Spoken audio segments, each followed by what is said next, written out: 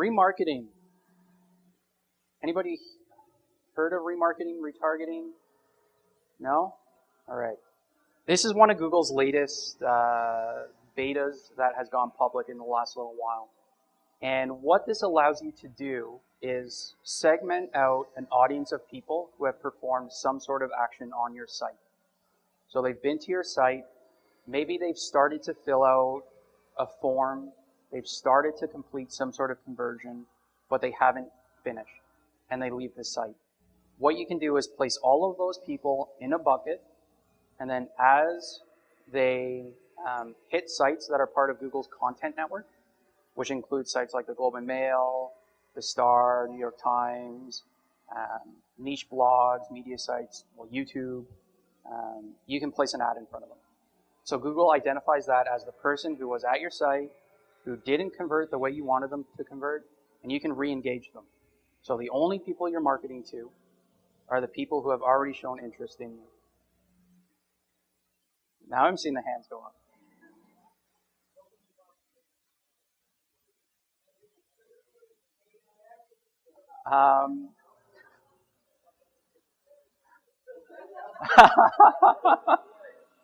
So the user is cookied. So what you need to do is you need to generate a very simple pixel that you place on the page that you want to kind of remarket to. So people who hit that page, that's the person you want to remarket to. So if you have, for example, a shopping cart or a conversion path that has multiple steps, you know, somebody that gets to step 3 but doesn't complete, maybe those are the people that you want to remarket to. So you put the code there. What Google does is segment out all of those people into a bucket, and then those are the only people that you remarket to.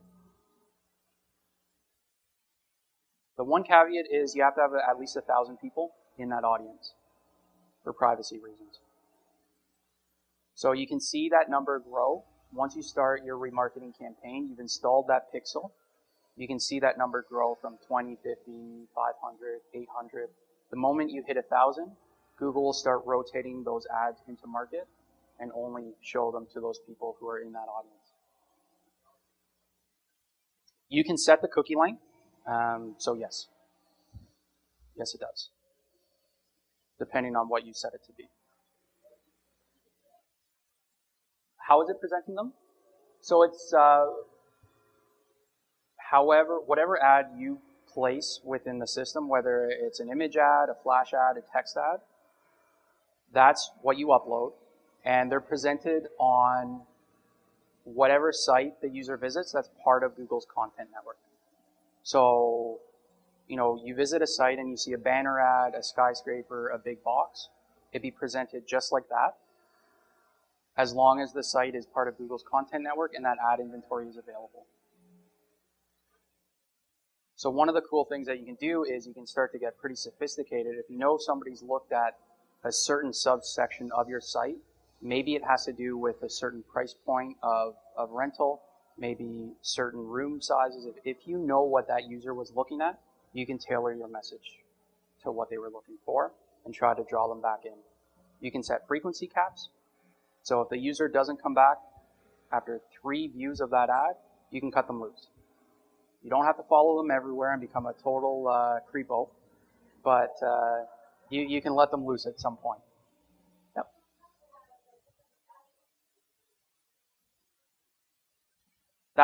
You can get sophisticated like that.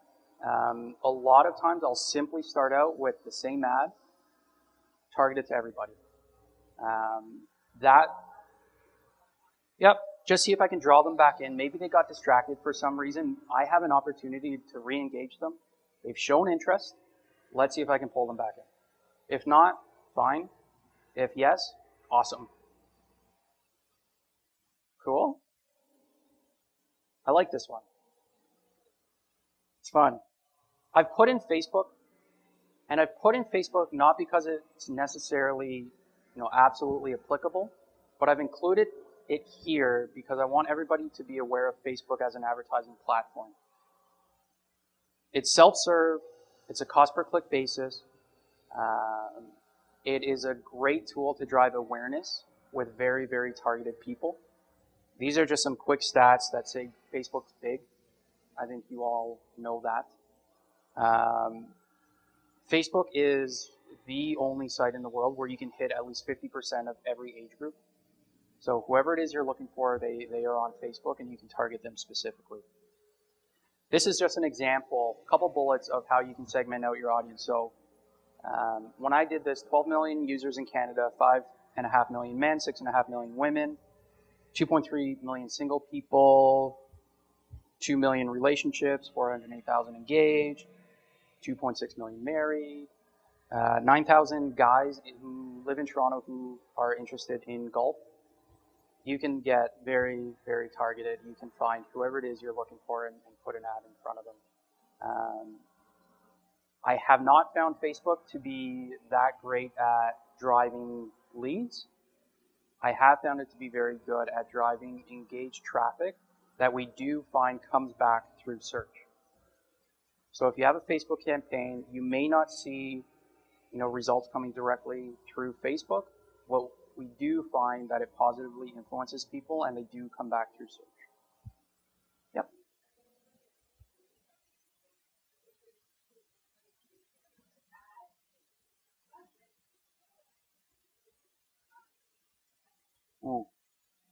So I am talking about the ads, but Google has two different types of ads. They have engagement ads, and they have self-serve ads.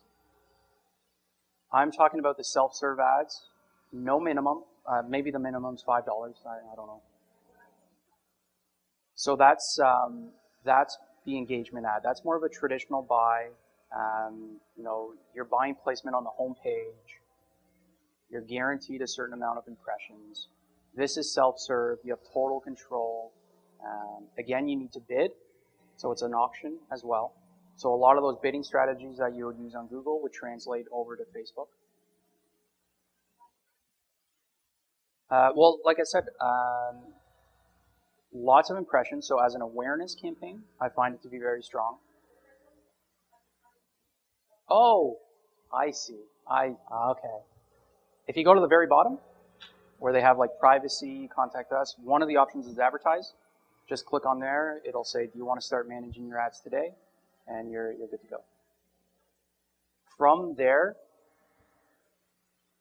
from that link, you can start to see what the audiences look like before you have to commit to anything. So you may say, I want to target this specific audience, but if you find that audience doesn't exist because you've gotten too granular, you'll find that out before you try to go live and see that you aren't getting any traffic. So you can go in and play around for free. I just wanted to bring up mobile. It's hot right now. Again, it's one of those things to be aware of. It's trending upwards. More and more people are accessing the internet exclusively through their mobile devices. With AdWords, you can target only iPhones. You can target only Blackberries. You can target only tablets. So the targeting capabilities around mobile is very, very strong. It's something that we test out for almost every client. I would say it's about 50-50 in terms of where it works and where it doesn't. The key thing here is if you're going to test this out, make sure you have a mobile-friendly site. It doesn't necessarily need to be a mobile site itself. Just make sure it's mobile-friendly. No sense in paying for traffic that goes to a mobile site that has a ton of flash and can't be rendered on an iPhone. But again, something worth testing once I would suggest you've taken care of the search side of things. Within your campaigns tab, right here, I have a couple snapshots of some key settings. Oh, I don't have that one. One of the settings is just desktops, mobile devices, and then if you expand that mobile devices option, you can choose iPhones, you can choose Blackberries, you can choose carriers. So you can get very, very targeted. Almost all of this stuff I'm talking about is in that settings tab within your campaign. That's about it, guys. Any questions?